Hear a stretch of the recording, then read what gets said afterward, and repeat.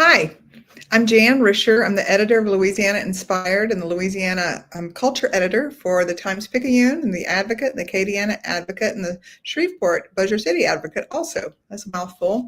And we are so glad that you're here with us to discuss Eudora Welty's The Optimist's Daughter. I read this book initially when I was in the 9th grade at my high school in Mississippi. And I've loved it ever since. And I'm just so glad that today we've got a small panel of experts. And we'll start with Dr. Gary Richards. Dr. Richards is a professor of English at the University of Mary Washington in Fredericksburg, Virginia. I'll get it out. And he teaches courses in U.S. fiction and drama. He's the author of the book Lovers and Beloveds, Sexual Otherness in Southern Fiction, as well as numerous essays on Southern writers such as William Faulkner, Tennessee Williams, Beth Henley, and Eudora Welty. Welcome, Dr. Richards. Thanks so much, Jan. And secondly, I'd like to welcome Elizabeth Kambonga. Elizabeth is the Eudora Welty collection curator at the Mississippi Department of Archives and History. Welcome, Elizabeth. Glad to be here. And I'll tell a quick story before we get into the real discussion. I had been in conversation with the Welty House in Jackson, Mississippi about having someone from them represented on the panel discussion.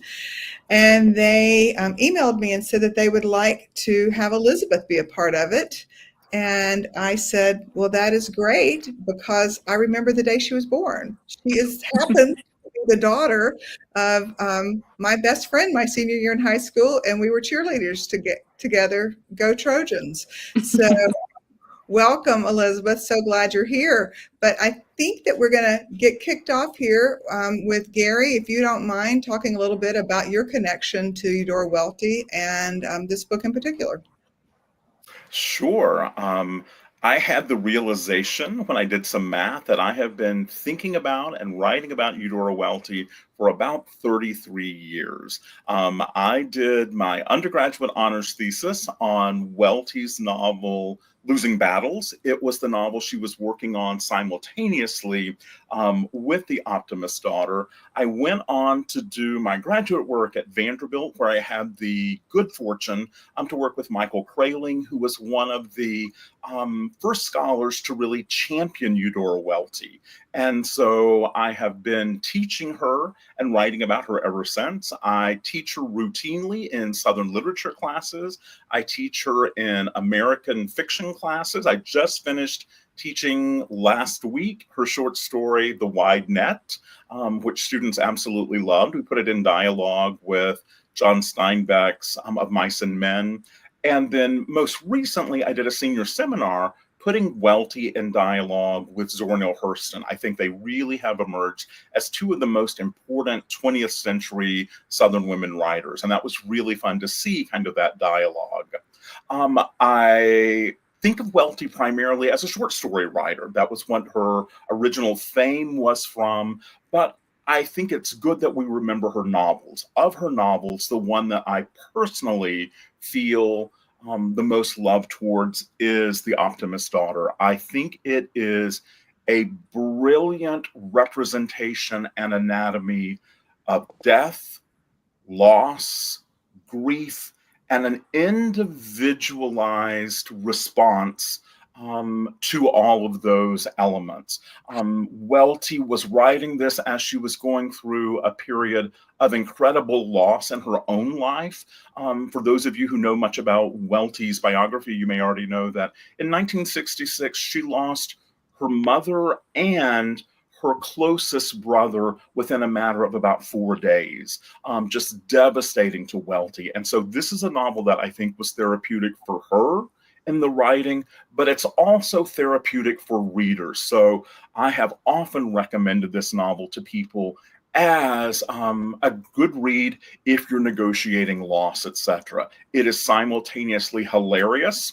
There are some wonderful representations of white trash that make me smile every time I read them, but then it's also incredibly poignant. So I'm delighted to get to talk with you all about it. Well, thank you so much. Elizabeth, would you like to give us a little bit of your background on how you became a Welty expert? Sure. I think what is the greatest connection that I have with Welty is being from Mississippi, traveling to New York and trying to make it work in New York City, and then feeling the tug to come back to Mississippi constantly. When I read that in her biography and When Writer's Beginnings, I was like, wow, I can really connect with that on a very deep level. So that's my background. I went to New York City for my undergraduate degree, spent some time abroad, made my way into grad school with a master in library and information science, moved back to Mississippi during the height of the pandemic, and found my way in Jackson, and they were hiring. So I'm very fortunate to be working with the Eudora Welty collection. I first read Welty in high school at the Mississippi School of the Arts. We read The Robber Bridegroom, and most of the time when I tell people that, they say, "Are you okay?" That is a very tough book to read in high school, but I was just fascinated by it. So that was the first book that I read on my own. My mom read A Warm Path to me when I was younger, but it really didn't resonate with me until I had moved back to Mississippi and I saw all of the pride that Jackson has for Welty in the city. So I've been at MDAH since 2021. I work as an archivist here. I help process the Welty collection. We still receive materials from the Welty estate from time to time. Right now, the collection is comprised of 45 series. It is one of the largest literary collections in the world. In the United States, it is one of the most intact literary collections because Welty specifically wanted to donate all of her materials here. She had a close connection with the Department of Archives and History. One of her best friends, Charlotte Capers, was the first female director of MDAH. I love their letters. They often signed their letters "Love Dodo" or "Love Cha Cha." They had a great relationship, and it was because of Charlotte Capers that we have all of these materials here, as well as her house. So that's my connection. I have a question for you. What is, in your time there, what is the most, the one piece in the archives that really just makes your heart sing? Well, the first series of the collection that I was tasked to work on was the opening of the family papers. These papers were sealed for 20 years after Welty's death, and no one had ever seen them except for me. And I got to read Eudora Welty's parents' correspondence to each other as they were courting each other. And I think that is just one of the greatest treasures that we have in the Welty collection, because you can see the progression of her parents' love for each other over the years, their support for Eudora as she is growing up, and then the connection between mother and daughter is just really great. Well, I think that everything that y'all have said is a great segue into the book. And I will say this, I read the book years ago and I listened to it mostly. I read and listened, but she is the narrator of the book on Audible. And I got a call on Monday, well, the day before the election. What would that have been? November the 4th. And my dearest uncle they didn't think he was going to make it through the night. And so I needed to come home. And so I get in my car, I'm driving to Mississippi, and I think, oh, this will be a great time to listen to The Optimist Daughter. And so I did, and just the lilt of the cadence of her voice is so familiar to me, being from, basically 35, 40 miles from where she grew up. And she sounds like my aunts and grandmother, and then just, of course, the topic and that, as you mentioned earlier, Elizabeth, that pull of coming home. And I got there that Monday night, got to be with my uncle, and he died early the next morning. And then I just stayed because his funeral wasn't until Thursday. And y'all, here in 2024, the rhythm of the Mississippi funeral hasn't changed a lot. So it was really heartening in a lot of ways. It was good. So let's talk for a moment about grief and the theme of grief and letting go in the book. I know that there are so many references. That's really what the book is about. And as you mentioned, Gary, that's where she was when she was writing it. But in just terms of the theme, and do either of you have a favorite quote about it, or want to talk more about the way that she navigates the story and that theme? Gary, you want to start? Sure. I think that what Welty does so brilliantly here is document the necessity of the public rituals of grief. When the family gathers at the house, when the body of Judge McKelvey is brought in, going to the church for the funeral service, going to the cemetery, even though it's in the new part of the cemetery, which is horrifying to Laurel to think about her father. And with the roar of the interstate and those tacky plastic poinsettias that have been left there.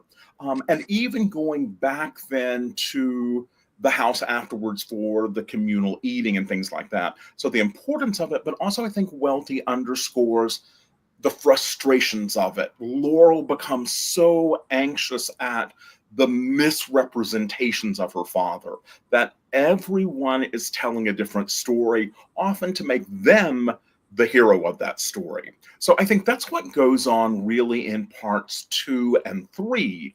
And then it's only in part 4 where Welty says what really, in my opinion, matters is the private rituals. That's the night that Laurel goes through her mother's things, her father's things like that, and thinks about what is our relationship of memory to objects. And the most famous object, of course, is at the very end of the novel, the breadboard. The breadboard that unites Laurel's husband, Philip Hand, who has died tragically, unexpectedly in World War II, and her mother. He had made the board for Becky, who makes this wonderful bread. And Laurel has been able to shuck off all of the other trappings of materialism until she sees the breadboard. And that's her struggle, is how do we come to terms? What are the items we keep? What are the items that we don't keep? Laurel ultimately gives up the breadboard. And I think Welty uses, this is on page 179, very famous passage. Memory lived not in initial possession, but in the freed hands, pardoned and freed, and in the heart that can empty but fill again in the patterns restored by dreams. So I think she's advocating, among other things there, how we shuck off our need for the physical to remember people and just rely upon memory. So I think it's just in our age of materialism, where we have houses filled with stuff, Welty's message really resonates for me. So I think she guides us in this novel for both the rituals of public grief, but also private grief. In that same vein, what do you, in contrast to the breadboard, what do you think about the soapstone boat gift? I mean, It's that she attempts to give it to Miss Adele, thinking we often want, for someone whom we love, we want to give things to others whom we love. But there is that freedom that I love about Miss Adele, that she gives it back. And so that's the one item that Laurel ultimately has.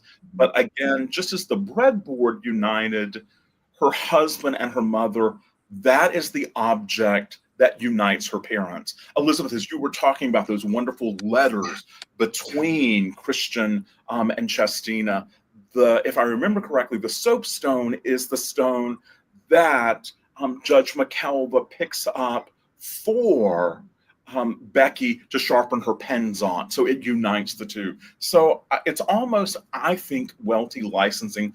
Yes, sometimes we do want to have small things as keepsakes. did you want to add anything to that? Yeah, so I think what I love about this story is how autobiographical it is. Even though there are several differences, there is a large connection with Welty's house. And when I read The Optimist Daughter for the first time, I imagined the Welty house at 1119 Pinehurst Street because it's uncanny. She talks about the secretary desk with the pigeonholes that is sitting in Welty's room today. Those letters from her parents were not burned, but they were kept. They almost were burned, but they were kept, thankfully. The set of the Charles Dickens novels, those are at the Welty house. They were Chestina's sets that she rescued from a fire. She had I think the house or apartment that they were living on was on fire.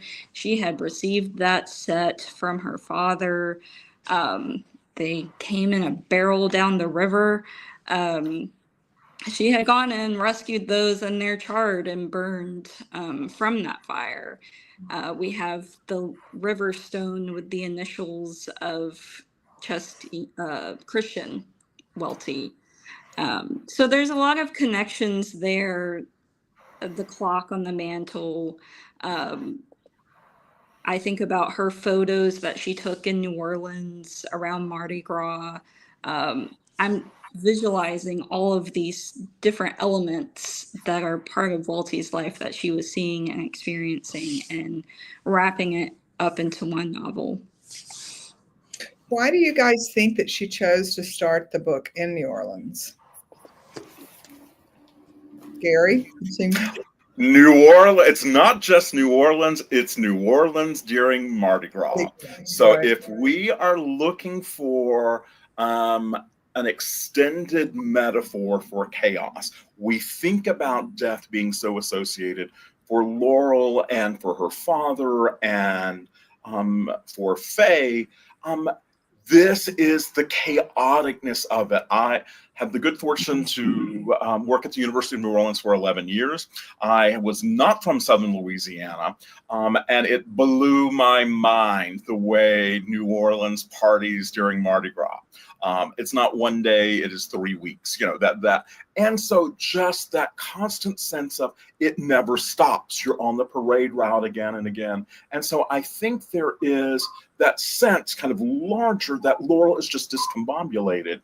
It also, though, creates that disjunct between what's going on in the larger world and the sterility of the hospital that Welty really emphasizes the harsh lights, the lack of warmth there. So I think New Orleans is very symbolic. And one other way I would say is that you've got the Mississippi River in this book forming kind of an axis, so that Mount Solace, if we take it as loosely a representation of Jackson, is going to be between New Orleans to the south, at the end of the river, and of course Chicago, much more associated with the beginning of the river, and that Laurel is going between those two. So I think it's a brilliant choice, and we know that Welty had a real fondness for New Orleans. If you're looking for other Welty stories, No Place for You, My Love is a fantastic story that Welty wrote, one of her later ones, that deals with a couple leaving the city and going down to Venice in kind of the marshlands. So that's my take. Well, I also it's a oops, we're having feedback here, John. I'm not sure what's going on. Can you guys hear me okay now? All right. I also think that, in Mississippi, in small town Mississippi, when we think about wild, I mean, New Orleans is the go-to place. What do you think was Welty's thought process in terms of making it not only New Orleans, and not only did Faye get to enjoy Mardi Gras like she wanted, but it was also, her birthday. I mean, let's talk about Faye.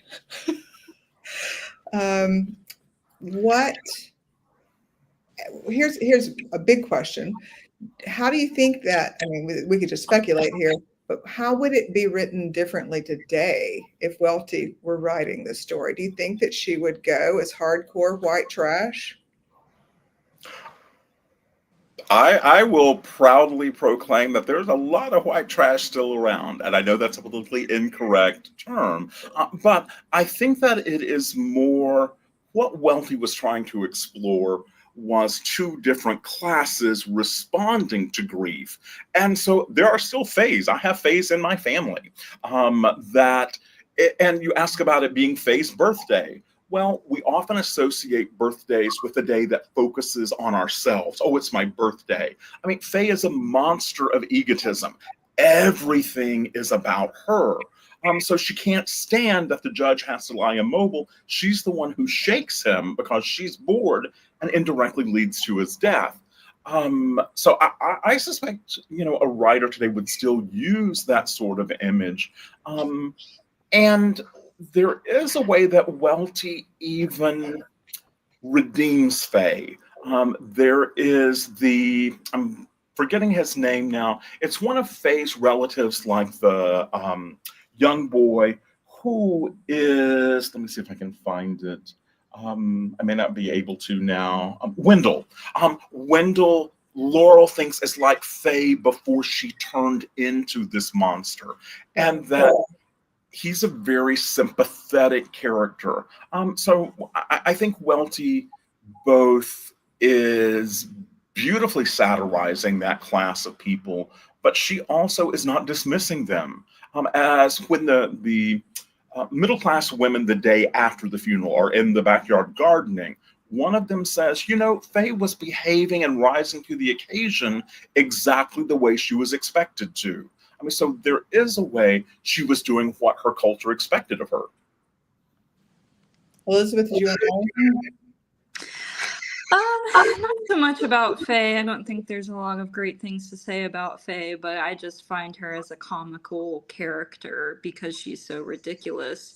But I will go back to the point about New Orleans, why it begins in New Orleans.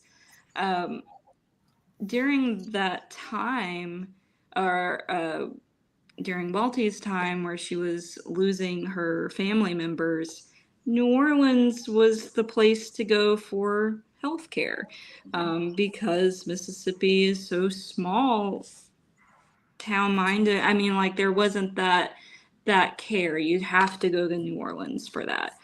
So I think that also Welty was spending a lot of time in New Orleans when her brothers, I believe one of her brothers had broken his neck. He had to be rushed to New Orleans. Her mother experienced a lot of eye problems later in life, which that's another connection there. I mean, Christian only lived until 1931, and Eudora had just finished college at that point. So he died when she was quite young. And I think that she wanted to explore that in some roundabout way, a relationship of what it would be like later in life with her dad versus with her mom. But as far as Faye, there's not much to say about her. I absolutely love that she has the coffin draped in the pink fabric that matches the bedroom, Laurel's parents' bedroom that she's had redone. Just those are the comic touches that I think are brilliant. It feels very much like Why I Live at the PO, the sister, just like a character that's just so comedic, but awful. I would think that it'd be a lot of fun to write for Eudora Welty, the comedy parts of that for sure. All right, switching gears for a moment, because we don't have a whole lot of time, but let's talk about birds. There's so many bird references in the book. Elizabeth, you want to go first? Yeah, Welty has a lot of connection with birds in all of her works, I would say. That is something we've actually been exploring in our Welty House book club that we do virtually. But I don't have a real answer. Maybe Gary could speak more on that. I know there's also a big connection with flowers and gardens. That is present all throughout Welty's correspondence. As well when she's talking to her friends about flowers. So she's very heavily invested in that. I would hand that off to Gary about the birds. Sure. I think probably the most noted image is going to be towards the end of the novel when Laurel is there spending that kind of traumatic night. And there is a chimney swift that has gotten loose in the house, and it's flitting around, and there is one kind of folklore that it's bad luck for a bird to be in the house. So, but it's also, I would say, looping us back to New Orleans. It's a different kind of chaos. Again, as I was saying earlier about public rituals and private rituals, the chaos of Mardi Gras is the public. A bird in the house is more individualized. It's Laurel and that bird kind of struggling with one another. And I think that it is not unlike Faye. That it is something that has interloped into this house that doesn't belong there. And when Missouri comes in the next morning, she just gets the bird, takes it out, and says, a cat's going to get it, and that's the end of it. Right. One thing that I did think about with Faye that I think she represents is, unlike with Welty, who had a very close family, both with her parents and with her brothers, her sisters-in-laws, her nieces, what Faye represents is our lack of control of family. Judge McKelville remarries late in his life, brings in someone who is much younger. Faye is younger than Laurel in the novel. Right. And so then we're back to materialism. They fight over who's going to get the house. And the neighbors are complaining, why is this woman going to live next to us? So I think the bird is a little bit like like Faye, this intrusive interloper that isn't wanted. And then I also, and we're going to get, some people are submitting questions, and you're welcome to do so, and we will give those to the experts here. But I also thought that the mourning dove references were interesting and kind of a theme throughout. And then I don't have it in front of me either, but when Laurel is talking about the birds on the river that are flying over, I'll find that quote in a moment. But let's go right now to Lisa Fennell's question, and it is, I'll read it exactly. Do you think Laurel wonders why her father chose Faye as a partner? What do you think, Gary? Of course, there is. If you're interested in this topic and you're thinking about Southern literature, I would recommend Peter Taylor's A Summons to Memphis. It's a novel that asks, why do old widowed men decide to marry young things and disrupt the family? So even though this was not Welty's experience, it is a real pattern in Southern culture and the way that it disrupts. So, of course, I think Laurel is concerned about that. She largely, I think, once she goes to Chicago, she wants to freeze her family, mother, father, the way they were. And I think we often want to do that with we want to have our childhood frozen. And the novel says, no, our parents have lives beyond us. And Judge McKelvey met this tacky woman and married her. She didn't even cook breakfast for him. As a judge, he wasn't that great of a judge of character. Yes, the irony. Great point, Elizabeth. Elizabeth, do you have anything you wanted to add about the Lisa's question? I'm not sure why he would, especially I don't know.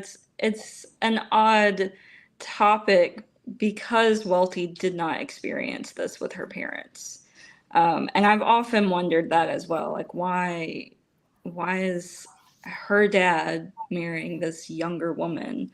It's just one of those mysteries to me that is pondering. I ponder a lot. So, yeah. I will add on page 116, this is when the ladies, the middle-class ladies, are gossiping the day after. And Miss Adele says, she's never done anybody any harm. Rather, she gave a lonely old man something to live for. I'd rather not consider how, interrupted Miss Tennyson primly. So an old man, having his sexual fling, and most of us don't like to think about our parents in that position, so to speak. That's a good point. All right, moving on. So, Welty had a lot of choices of whose daughter this book could have been named for. She chose the Optimist. I thought a lot about, where, like, why do you think that she made that choice? Was it just because he had been this good man? I mean, do you think he really was an optimist? I know that Welty references her father as an optimist, and that her mother was more daring. So I think it's more of a connection with her own father at this point. It's been several months since I've read the book, so I can't think off of the top of my head if he does seem like an optimist in the book. I don't really recall that much, except during his whole procedure. But also, Welty's father was practical. He was a practical-minded individual. Chestina, Welty's mother, encouraged Welty to write. And while Christian encouraged Welty to be creative, he wanted her to go to business school for her graduate degree. So I don't know, maybe he was more realistic in that sense. What do you think, Gary? I read the novel as pretty heavily saturated in irony. that as Elizabeth has suggested, Judge McKelvey and Becky were kind of mirrors of Welty's parents, but as suggested, Judge McAlpha doesn't show much optimism. After he's had the surgery, he just kind of lies there, checked out when Laurel is reading to him, etc. And so the way I've often read this is, if we go back to these rituals, the rituals of death, the rituals of how people change, it's often not only just the physical death, but the change in personalities. And Elizabeth, you can probably speak more to this, but from what I've read, as Chestina Andrews Welty aged, like many old people, she became very critical, very violent. She had to be put in a nursing home at one point and guilted Welty, who was visiting multiple times a week. And so that there's almost this sense of, if Welty is anatomizing the process of death, death is relatively easy. It is how people we love transform in ways we don't expect. And I think that makes, for me, the title very ironic. Mm-hmm. Yes, I think closer to Chestina's death, we see evidence in the correspondence where Welty is struggling very much with Chestina, especially her eyes. She kept losing her vision, and that caused a lot of the anger and outbursts. So, yeah, another interesting thing about that is that when Welty would visit her mother, she would write in the car while driving. Oh. Because she was visiting so often. That was I mean, I don't recommend doing it. Thankfully we have recording devices these days, but it just fascinates me, like, how dedicated she was to Writing. her writing, that she was going through this difficult time with her mother, visiting her as often as she could, and just writing on a notepad while driving. One other thing, one of the quotes that got me, it's early in the book, was about Dr. Cortland.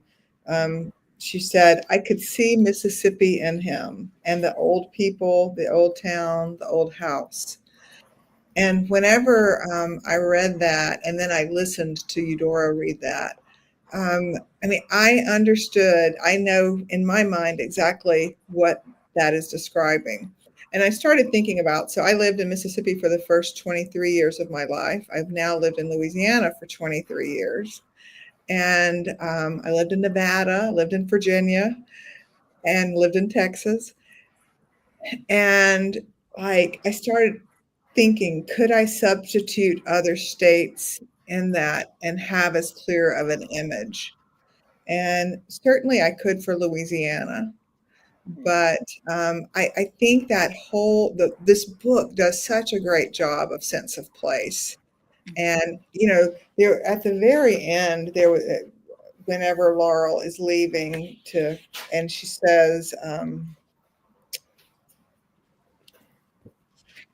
there's a couple pages earlier, they describe someone with that fast teacher walk. Like, I know exactly what that is. But just the last paragraph, the last thing Laurel saw before they whirled into speed was the twinkling of their hands, with many small and unknown hands wishing her goodbye. And like, I have seen that on Mississippi playgrounds. I've probably seen that on Texas playgrounds, but just the way that Welty captures a sense of place is so powerful to me. I mean, Elizabeth, you grew up in Mississippi. Did you have that same, do you have a vision of, I could see Mississippi in him and what that means? Yes, I think like you, Jan, I've lived in several other states, and the way that Welty portrays Mississippians, it wouldn't work. I think but she does a great job of bringing in Faye's family from Texas, and you see that big difference there as well. A Texas Southerner is very different than a Mississippi Southerner. And I can't say that Faye's family is indicative of a lot of Texas Southerners. So yeah, I think there's a certain quality that Welty portrays her characters that could only work in Mississippi. I would agree with that. Gary, what do you think? As a person who's been thinking about Southern culture for 30 years, I want to push back a little bit on Southern exceptionalism. The South likes to think of itself as, oh, we're unique. Well, there are multiple Souths and multiple Mississippis and, you know, multiple Jacksons, etc. What I think Welty does in this novel and her other fiction is she is such a keen observer and relayer of details. So I think she could be writing about Utah and Welty could make it have a sense of place. I think that what she has with Jackson, Mississippi, and kind of that state is she has that familiarity. At this point, you know, she had 60 years almost of living in that culture and the detail that she has. So I don't think it's so much the location as the author. I totally agree, by the way. I do. And that's kind of where I was trying to go with that. Like, you know, how to translate. I could see Mississippi in him too. I could see Louisiana in him, you know, and like, what are the things that would build, that she would use if she were observing that? I think that's also a kind of commentary on Laurel's personality. Just like she wants to freeze her parents kind of in the past, she knows Nate Cortland as the guy she wrote. So she sees Mississippi. What she's not seeing necessarily is, oh, he's a famous optical surgeon living in New Orleans. He has a wife who speaks French, et cetera, et cetera. So I think it's almost that she sees that small town in him, and not the person he has become once he left that community.